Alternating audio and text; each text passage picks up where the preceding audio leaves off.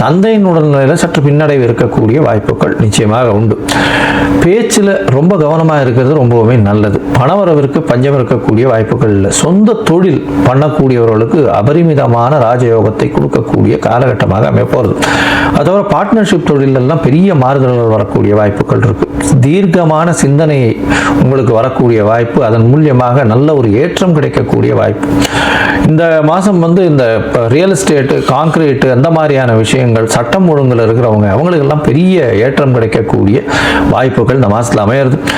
உங்களுக்கு பார்த்தீங்கன்னா முயற்சிகள் எல்லாமே வெற்றி பெறக்கூடிய வாய்ப்புகள் இந்த மாதத்தில் இருக்குது. ஏன்னா எடுத்த காரியங்கள் அனைத்துமே வெற்றியாகும்.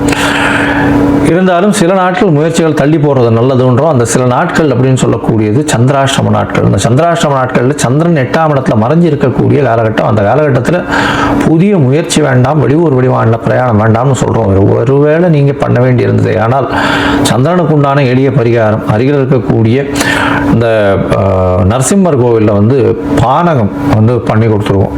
அது சந்திர பகவானுக்கு உண்டான பரிகாரமாக இருக்கும்.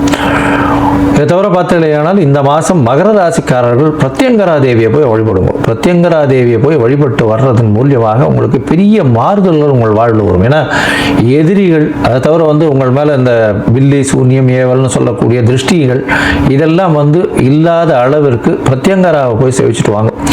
குங்கும அர்ச்சனை ஒன்று பண்ணிட்டு வாங்க. அதை தவிர கருப்பு கலர் இல்லைன்னா கரு நீல கலர் துணி தானம் பண்ணுவோம். இது பண்ணுறதன் மூலியமாக உங்களுக்கு எல்லா விதமான ஏற்றங்களும் இந்த மாசத்துல பெரிய மாற்றங்கள் வரக்கூடிய வாய்ப்புகள் நிச்சயம் உண்டு.